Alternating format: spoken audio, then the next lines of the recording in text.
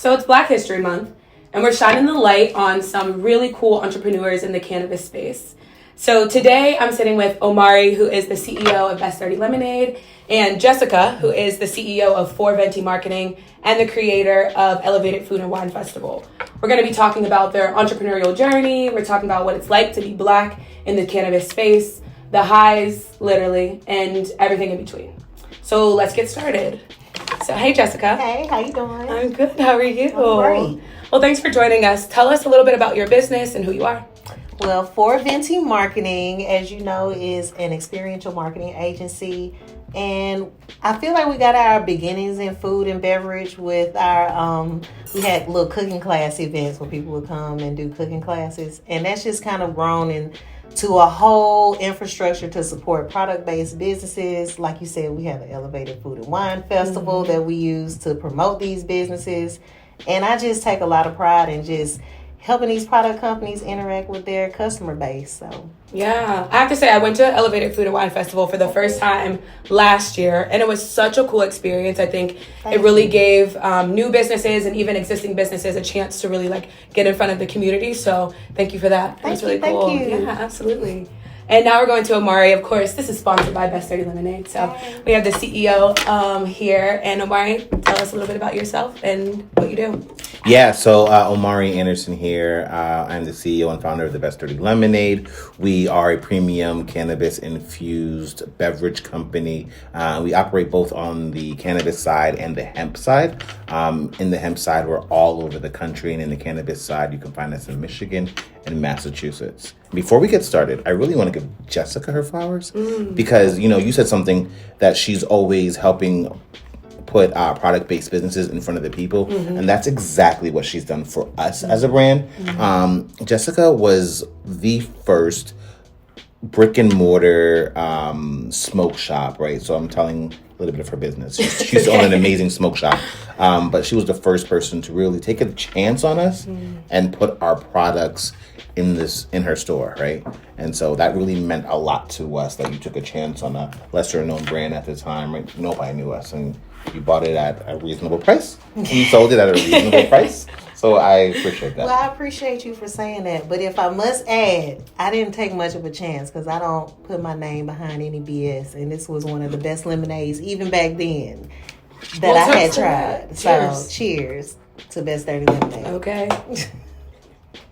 So Jessica, what was your aha moment that made you realize you wanted to start a business in the cannabis industry?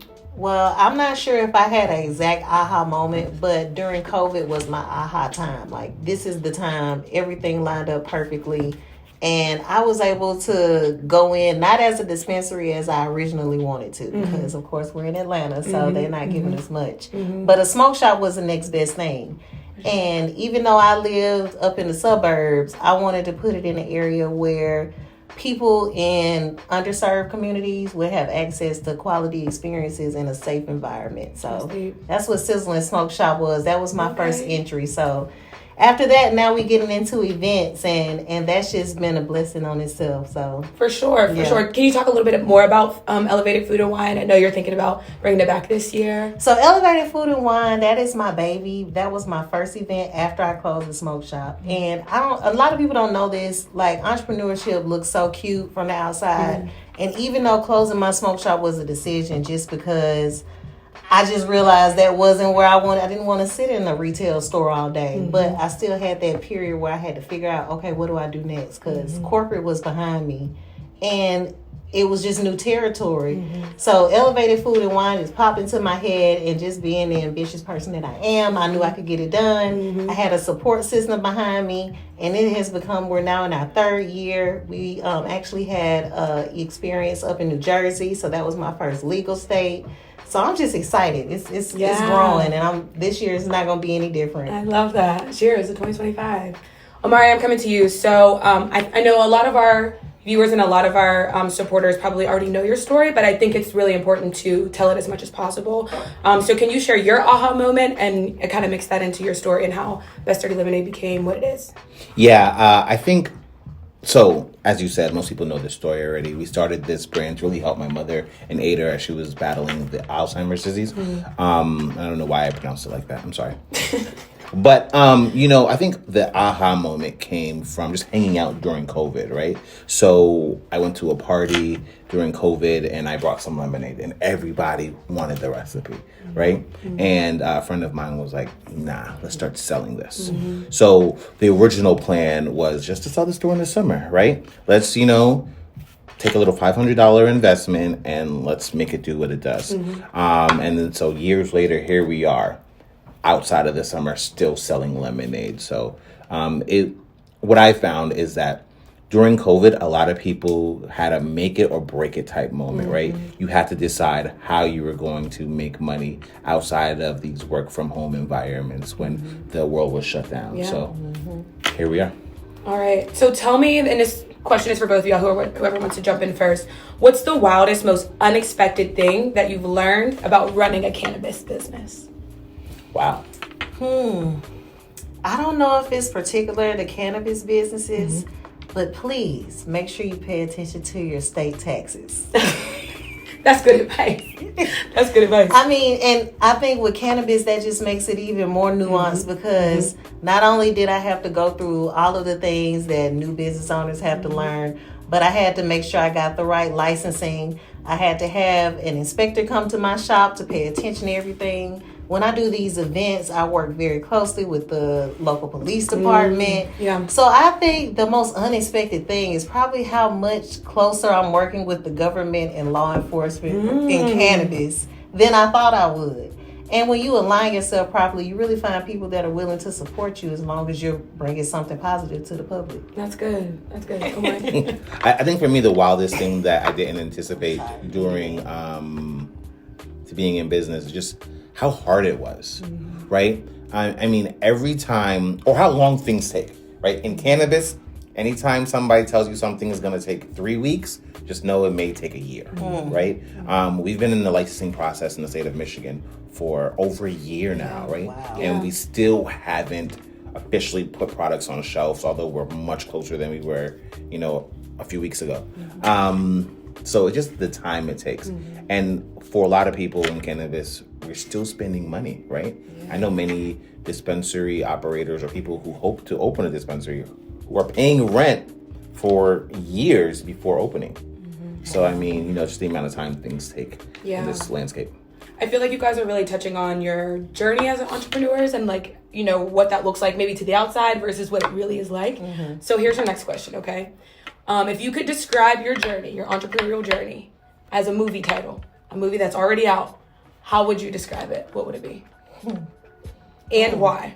Okay, so for me, I think the movie title would be Mo Better Blues, right? One of my favorite movies, by the way. Okay. Shout out to Uncle Spike. So I've never seen it, right? I've never seen Okay. Mo Better Blues. Okay. I am a Spike Lee fan. I'm a Morehouse alum, all the good things, Okay. right? But just from the title alone, right? Every time I think something is getting better, right? Here comes a moment of blues, right? That's good. And so for me, I try to stay as even keel as possible. I don't put too much stock in the good moments. Also, I don't put too much stock in the bad moments, right? So that's my answer. Mo Better Blues. That's actually a really good answer. That's good. I'm not gonna lie. I really look up to Omar, and I know I told him this, like how he kind of maintains that even keel. Because I might get a little roller coastery sometimes That's all with the right. highs and That's the all lows, right. but maintaining that disposition is good. But for me, I thought about it while he was giving his answer. Thank you for that break. I forgot it just that quick. It's okay. Dang, I had thought of one. Oh, okay. So my movie would be The Pursuit of Happiness. Oh, why? Because it's like I would probably say that's life. Because life be lifing. Life be life. But I mean, I've been pursuing freedom. Like, I worked a job that everybody envied. I got to move. And I feel like I did all of the American dream things, but it didn't make me happy. And I wanted something that I had never seen anybody get, but I was just determined to get it by any means possible. And it was so many sacrifices, whether financial, whether it was time with my kids. I realized that I missed so much time with my daughter, her last year of high school. And I mean, I pretty much was probably sleep in a bathroom crying at some point. But at the end of the day, it was all worth it. So yeah. If you had unlimited resources right? What's the one big thing you do for your business right now? Unlimited resources. I think I would pay my staff more, right? I really appreciate the fact that they're on this journey with me, right? And they're worth their weight in gold. Somebody told me recently, you need $2 million to launch a brand, right? And clearly, well, I don't know how clear it is to folks, but clearly we don't have that, right? And so how we make up for that is just through hustle and grit and grime, right? And so I have an amazing team who's gritty and willing to work hard. We oftentimes say, if you ain't cheating, you ain't trying, right?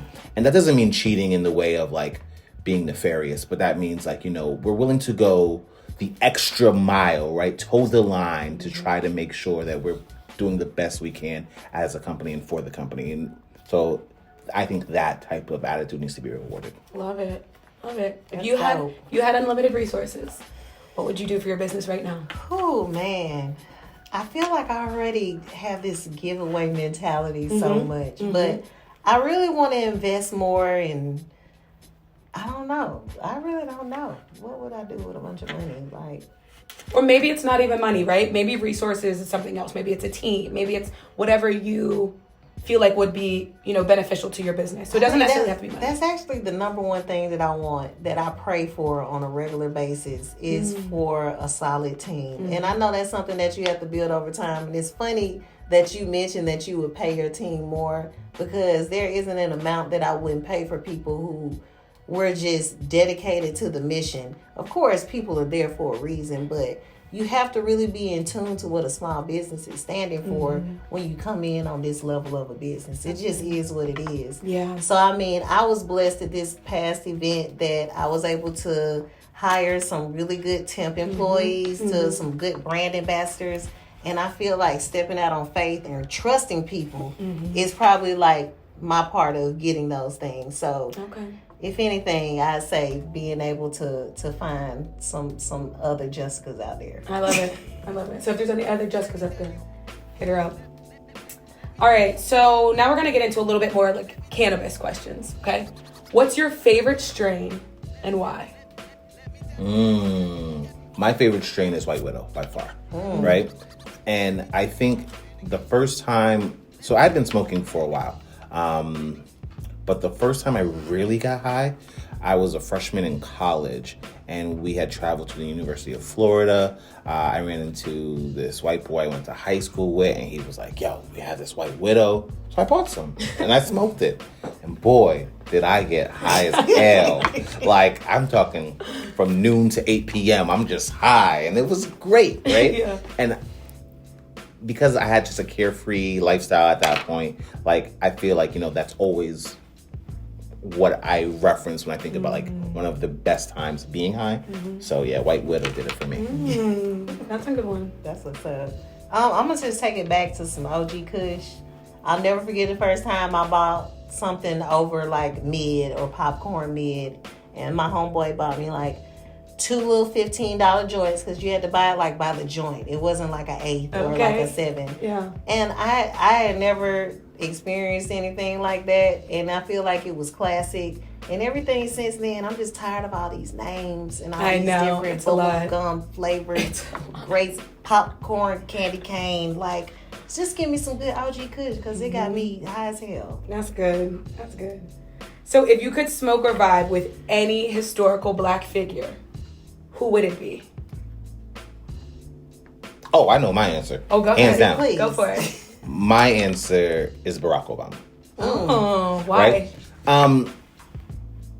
So 2008, we were working on the Obama campaign, and like, he just epitomized who we wanted to be, right? Like, I had just graduated from college, and I was like, yeah, we can do it, right? For sure. So in my mind, I'm struggling, like, I want to be a mix of Barack Obama and Jay-Z. But Barack Obama is so classy that you don't even know that if he smokes weed, right? Right. Like, actively, right? But you know that if you had the opportunity to smoke weed with Obama, you would never turn it down. For sure. No matter and he's where cool you are enough, politically. too. Like, he might probably gives good vibes. Yes, for sure. Let me be clear. Like, he probably would give you like Super game. For sure. Big game. Boy, For sure. the amount of game you took up from Obama, yeah, Man. Over a blunt? Over, yes. Let alone just regularly. Yes. Over some white widow? Yes, that's it. Full cycle. That's a For good one. sure, for That's sure. a good one. That's a good one. Jessica, who you got? Bruh. That's okay. It comes back. I don't want to just No. say something because then it's like it's going to get on my nerves in my head when Yeah. I'm talking about it because it'll be fake. Yeah. So, I don't know. I have to think about Who would you smoke with? What's your answer? it. Yeah, come on, Ryan. Oh. You know what? I didn't think about it, but if I had to quickly think about it, it would probably be somebody, this is crazy, but it would probably be somebody like Dorothy Dandridge or Eartha Kitt. It would be something like that. So why? Because I feel like back then they were super rebellious anyway. Also just masters of their craft. I love art, I love film, I love all these things, right? And they were the epitome of beauty, but also with like a rougher type. Yeah, not like I'm here to. Exactly. I'm Yeah. floating. Like, no, I'm coming in this like I'm delicate like a bomb, not like a flower, Yeah. right? And I feel like I would just want to glean from that. I would just have so many questions. I feel like that's how I try to walk through life, being strong enough like that, but also, you know, I don't know. I think that would Enjoying be, your feminine. you know what I'm saying? powers, It's like my divine feminine. That's what I I think. got So, you. I feel you. Yeah. That's a good one. Well, I don't know how far in history she is. I feel like she's historical. Okay. But if I'm going to stay true to myself, I would have to say Rihanna. Love that answer. That's a great answer. Absolutely. That's a So- great answer. Rihanna right now. She can come right now. No, for real. I And got like, lemonade for you, Rihanna. Rihanna and another person is Lizzie Jeff. I'm not gonna lie. To me, they kind of embody the same thing. Okay. I mean, Lizzie Jeff, I know her just from my journey through the smoke shop. I met her through my smoke shop neighbor. But the reason why I say Rihanna is because they really embody like this boldness that I feel like people think I have. But I feel like I'm so much more shyer than maybe that. And they live in that feminine energy unapologetically, but they're not afraid to be strong. They're not afraid to be the boss. They're not afraid to love their man. Yeah. Like Rihanna she good just point. gives that strength, but she's also been vulnerable. And we've all seen that. Yes, we have. And I can just relate to that. And she's so fucking cool, Yes, bruh. yes. From Coolest. as far as I've seen Rihanna, Yes. if you ever come across elevated food and wine experience, please, I don't know. Let's get some Savage 50 or something there. But yes, I love her to death. That's a good answer. And she's talented. That's a really good answer. I love that. Thank you. So let's say you get a chance to vibe with this Black historical figure, and now the munchies hit. What are you getting? What are you ordering? The grouper sandwich from Fishmonger. Omari, 100%. And the only reason why I said that is because Fishmonger also leads with that's his favorite sandwich on their menu. Fishmonger. Fishmonger. There's a couple of them. Well, the one closed that's on How no? Because I love the best grouper sandwich I've ever had in my life. Shout out to Fishmonger. Wow, that's fun. Mine was at Chef's Oysters. what's the name of that place? It's like a sports bar, but they have really good food. But I fuck with fried grouper though. They got like This one's not even fried. fried. It's not fried. Oh, for real? It's like Oh, black and it's- grilled. Yeah, yes. it's pretty dope. Phenomenal. Like you could go right now, and I'm sure it's the best grouper you've ever had. Oh, it's my turn? It's your turn. Okay. Munchies. Some flaming hot Cheetos. Because fuck my diet.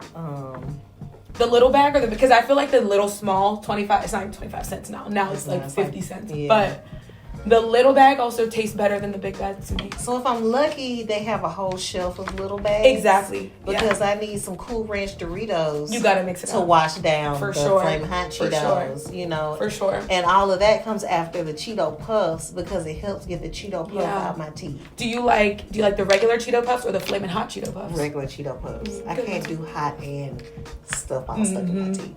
That's a good answer. That's a good answer. Okay, that's really good.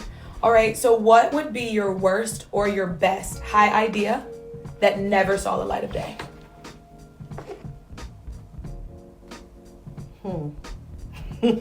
I should pull out my I gotta book it back there where I write down all my ideas because I'm an inventor also. Come on. So Do you write down all of your high ideas or just all your ideas in general? they're usually high. So I think they're one and the same. I don't think I have ideas when I'm not high. Do you feel like you're more creative when you're high? In a sense. It just depends. It's a different vibe. Okay. But this was called the Bunnet. Uh-oh. I don't even know if I should talk about it because it may still be an extraordinary invention. Well, then maybe hold that one. Do you have another one? Maybe something that's a little wild that never saw the light of day? No, because this saw the light of day. You remember my smoke tent?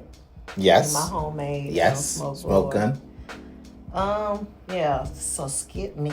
Okay. So now I'm nervous. That's okay. We'll come back. So the problem with me is I'm not as organized when I'm high, right? So sometimes I like take these videos and I think I have these amazing ideas when I'm high. I've probably sent them to all of you. And they probably are like, what the hell is this? Checking on this tomorrow. Yeah. I missed that chain. I'll send them to you. I still have them on my phone. Thank you. I'll send them to you. Today I had a high idea and I just couldn't figure it out, right?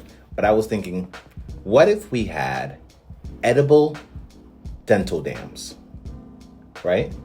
And so, like, if you're going down on a lady, it's like a fruit roll-up, Okay. right? But I think As the flavor goes away, that's when you know it's time to stop. I think the issue becomes I taste the So, STI. I was trying to... not a STI. I'm sorry. Why did you open up that door, bro? Like, I did not see that coming. I was I trying was to be doing so so diplomatic. good. I was trying so hard to be No, but this is a great idea. Okay. I think the problem, Wait. Why did this not work? I thought this was gonna. What's the best or worst high idea that has never seen the light of day? Never seen the light of day. The best or worst? Probably driving across the country. Like, Oh. I had planned for it and everything. I was ready. I just knew I could do it, and then I don't know. I probably fell asleep. Wait a minute. You fell asleep driving? What do you mean? No. I'm just saying it was an idea. It was just an idea. And then you went to sleep and then never. Well, I you really never want to revisited. drive to Colorado. That's 24 hours. But then I was Wow. like, I could just drive the whole country, and I never did it. So I don't know if that's that's like the craziest idea, but it definitely never saw the light of day. You should do it. You should do it. One day, I want to rent an RV or buy one Yeah. and take my kids and force them to do it as well. Yeah. I think that would be a great trip. We're going to find out. I wanna that's see the such a red- black thing. I want to see the redwood forest. Is it really? Yeah, like forcing your kids to do things. Oh, for sure. Because, wow. Absolutely. Why else are you here besides my pleasure? But you know It's what? not my pleasure. It isn't. I think that's like some internalized depression that we've gone through. You know? I don't know, because I see people who don't make their kids do stuff, and their kids are kind of bitch-ass niggas. For sure. For sure. For So, sure. I'm sorry. Their kids are kind of some little bitches. That's true. That's For true. Black But I History do Month. think it obviously we turn everything we do into something cool. But I do think that like some things like that, like forcing our kids to do certain things was out of necessity. It was out of safety. You need to do it because you got to be safe. So listen to what I'm saying, right? Or we go in here. So I kind of think it comes from internalized depression and just years of all the things we've had to go through. But It just now it's just cool. depends. It's just a expectation now. People thought I was like a Nazi, but now like they think my kids are so great and well behaved For and sure. venerable and all this stuff. And like, anyway, I digress. Well, as a cannabis using mom, how does that affect your day to day? Like, what does that look like? And to your kids, and your kids are older now too. So like, what was that like? It's been such a big change because I've always been a canna mom. For my daughter, I did not do anything because I was just super scary. I didn't know anything. I thought I was scared of everything. But for my son, I did joints, like just straight papers. Yep. And it was the best experience of my life. And my son is kind of a smart boy. Yes. So, Don't whisper that. We need to catch it on camera. well, Jada's more well-adjusted. Okay, Yeah, okay. she's more like even killed. For sure. I just feel like, everybody does what they feel like is best for their child. Come on.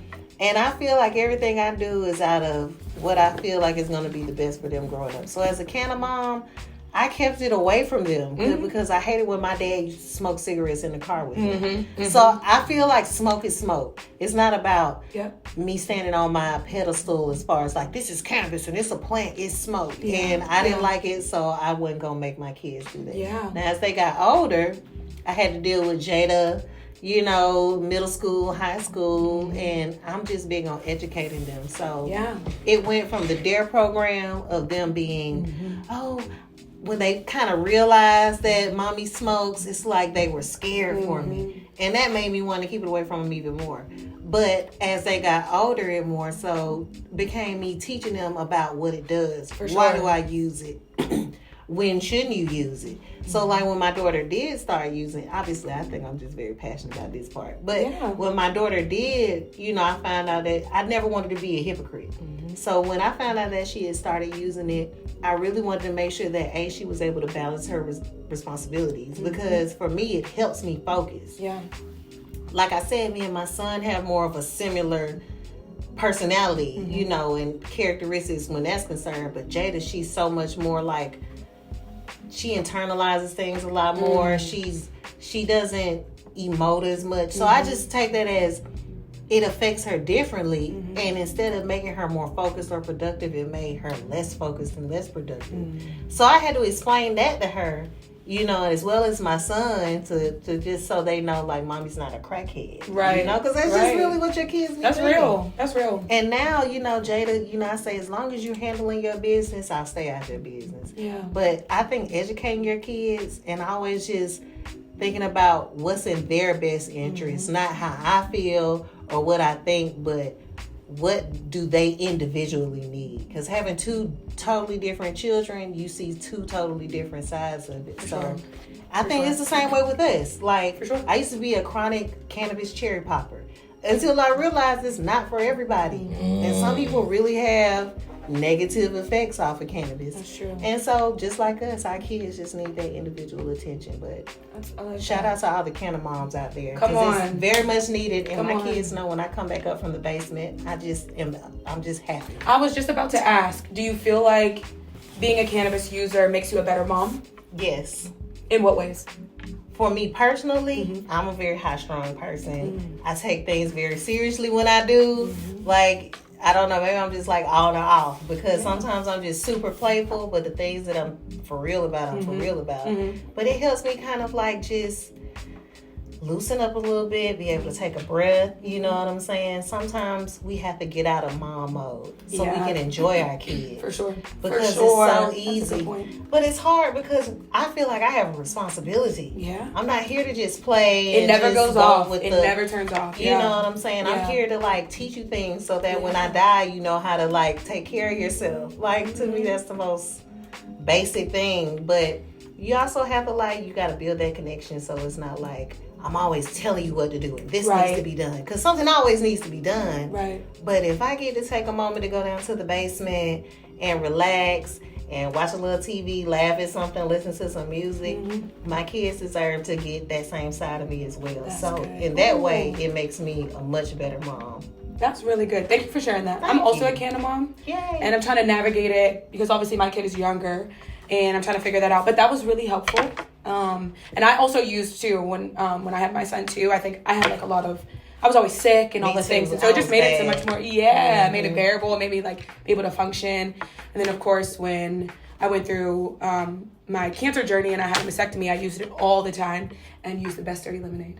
So I feel like it makes me a better mom and it makes me just a better Raya in general. You know? It's just like anything. I feel like it's that socially acceptable part is what really deters people, because I'm a way better mom with cannabis than I have ever been with a few drops of alcohol. Yes. Alcohol does not make me a better mom. Agreed. But it's socially acceptable for housewives to walk around with a glass of wine. Be at a soccer game, drinking whatever. With their little canister, you know. For sure. And I feel like that's just a double standard. So for sure. That's why I'm telling you, just going back to being black in business, destigmatizing cannabis, that is, when I think about my place in advocacy and things like that, I want to destigmatize it. I don't want to feel like I'm a bad person because I want to light up a joint, but the other person over here is smoking a cigarette. Yeah. You know, but something's wrong with me. I don't want to be a bad mom because, you know, I want to go and take a couple puffs before we go to the soccer game. Right. But she's drinking at the soccer. Like, it's just one of those double standards. And I feel like once we're safe and we have safe spaces to be cannabis consumers, we'll have more education. We'll be more comfortable educating ourselves and our kids. Because sometimes we can't even educate our kids. Yeah. Because we don't want them to go back and say something to somebody else. That's right. Or we're just worried about how they'll think about us. Yeah. Because like I said, my son used to look down on it. And I had to really talk to him. It made me feel bad. Like, my son really thinks I'm a J. Yeah. Like, you know what I'm saying? So, anyway, I could go on. I think that's a good point. What, especially for both of y'all being entrepreneurs, what were some stigmas you had to overcome or some things that you had to unlearn even as you became cannabis users or even got into business? Yeah, so one of the things I really struggle with, so I come from a Pentecostal household, right? I was raised Pentecostal. And so I oftentimes wonder, like, is God pleased with cannabis as a business, right? And is he going to bless it, right? That's something that I oftentimes worry about. I think now that my grandmother is dead, right? I care less, right? And I'm just trying to be a good person in general. But, you know, that dichotomy of am I pleasing to God while high? And then I think about, so Bob Marley, right? And in the Rastafarian religion, right? But Bob Marley specifically, he would read the Bible high, right? And I mean, I don't know. I think God knows what I'm going to do before I'm going to do it. For sure. Right? And as long as we are just good human beings, I hope to be pleasing to him. So yeah. That's good. No, really. And I mean, just on the whole stigma thing, like, I feel like this year I'm finally learning to just walk in being comfortable with who I am, which was my goal. Otherwise, I could have stayed in corporate. But my biggest stigma was just people not taking me seriously, you know, not just as a person in cannabis, which has its own kind of like stereotypes, but being a young black woman, a very young urban black woman, like I'm not super buttoned up.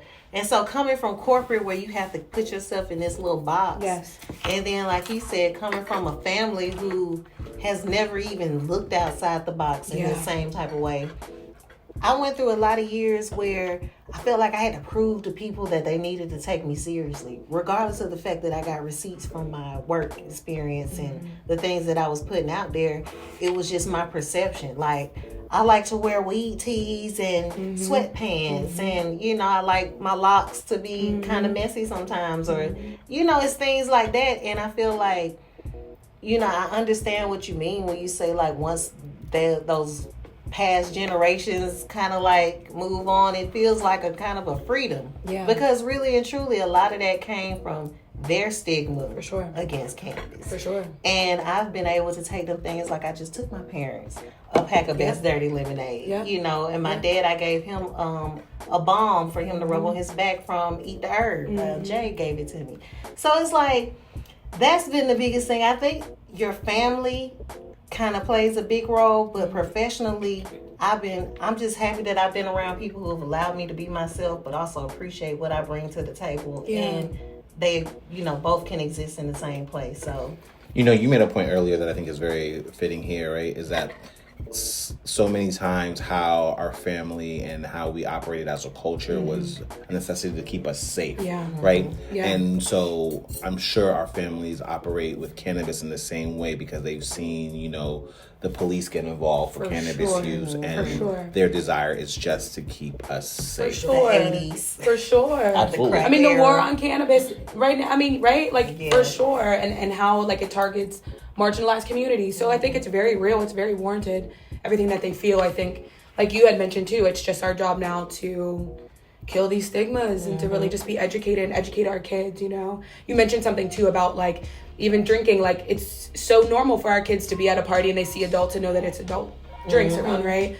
I think one thing for us, we try to be mindful too, like you, like keeping anytime we're gonna use or anytime we're gonna smoke or anytime we're gonna drink lemonade, we keep it away from him, but also too, like, not hiding it from him, so he also just grows up understanding that this is for adults, and like we'll educate you as you go on. And then, you know, I think I'm kind of lucky and blessed enough to be able to use my health story to kind of break that stigma too, which I think, you know, I shouldn't have to, but I do think that that's something I'll be able to lean on. But if you're able to, there's nothing wrong with that. I mean, sure. You gotta meet people where they're at. For sure. So we can't hold that against them as long as they're willing to learn. And if sure. it takes them to be able to relate to a medical story, to a story about an ailing parent, for sure, as a mother, however we get it done, that's all that matters. That's it. Yeah.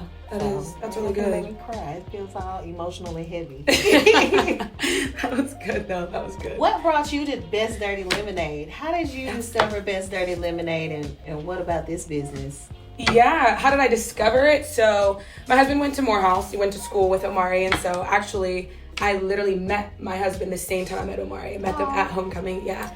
It was homecoming, so we were very drunk. So it could happen for you too. So we met. So that's how we met. And so then, obviously, like throughout the years, like my husband and I got married. We moved, all the things, and then we knew that Omari had Best Dirty Lemonade, but it wasn't this. It wasn't on this scale yet, right? It was just like legacy, and you know, we were at the time I wasn't really a cannabis user, so I was kind of getting into it, and so edibles were my gateway to getting into cannabis. And so like I felt like again, we talked about stigmas, right? I had some really serious stigmas. I was an athlete, and so it was just all these things, right? Definitely misnomers. Anyway, so when I would take edibles, I felt like it was more acceptable. And so I loved drinking it. I didn't mind it. I love sweet drinks. Cool. Like I'm down, right? And then, as I started getting to flower, like it evolved, it changed. And so anytime we would see Omari, or if I knew Steven was going to be around, like, let's get lemonade. We're going to party, whatever. Right. So then fast forward, I end up being diagnosed with stage 0 breast cancer. And so as a result of that, I had to get a mastectomy. And so at the time, my son was really young. He was like 2, turning 3. And so we talked about like being a mom and like figuring this thing out. And so I was already a cannabis user, but now on top of this, life was fucking lifing, right? Yeah. And so I needed I wanted something to kind of help me even out and feel normal and get outside of those stressful days. Right. And so Best Dirty Lemonade was a part of that. And then even after my surgery, I was prescribed all these narcotics, and I hated how they made me feel. Right. And I was so disconnected from my son. I felt like I couldn't function well. I was always like really tired, and it was a lot. So I just decided on my own, and I had talked to my doctor about it too. Like, I use cannabis. Like, can I just use this for pain relief? Like, I don't want to use this stuff. And of course she couldn't be like, yeah, right? But it was very much like, do what you think is best. And so I stopped taking all my narcotics. I stopped taking everything. And so I just used Best Dirty Lemonade. And I remember there was a pivotal point when I came back from the hospital. And so I had my surgery. It was supposed to be in and out. And I ended up having to be there for about 3 days. And I lost a lot of blood. And I had to get 2 blood transfusions. Wow. I remember being in like the recovery room, like fighting to wake up. I couldn't wake up. And I could tell that so much was going on. Like, they had flipped my bed, like almost, so I was like upside down. I think it's called Transdellenberg. It's supposed to like bring blood to, and it was not working. I could remember these things, and I was, right? I felt like, now that I look back, I felt like I was having I was right at the line. Like I think I should have died. Like I could have. I think I was right there, right? Wow. Super crazy. And this is something I'm still working through. But, so anyway, long story short, I remember waking up, and I was in the room, and my husband was there, but I could tell his energy was just worried. And he was like, we have to stay for some days. So I'm like, okay. I even remember waking up one time, and, he was trying to help me to the bathroom, and I just passed out. I woke up again, and I was in the bed, and they had called a code. It was so many things, right? And so those days, we were there for a couple days. We went home. It felt so heavy. Like, I just felt like I don't even know how to heal from this now. Like, I don't even know where to start, right? I had a surgical drain that was so excruciating. It was just so many things. Yeah. And on our way home, I can't remember if we stopped to see Omari or if we sent a friend. I think we sent a friend to go get lemonade for me. And when we got home, I remember my dad being like, come on, break this open. Let's go. Let's do this, right?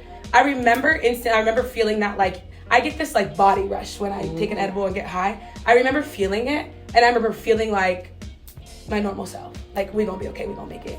And my dad was there, and he was high with me, and so I felt like that was the moment that like changed everything, right?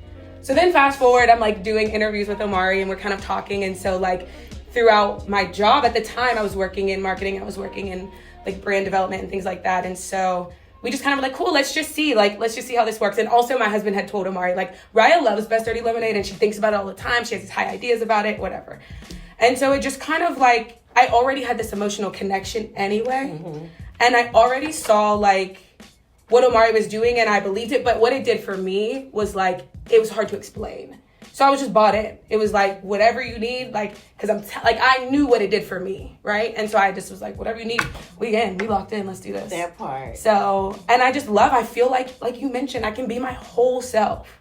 I can literally be my whole self. I don't know, all the things. I love it. I love the grind. I love the fun of it.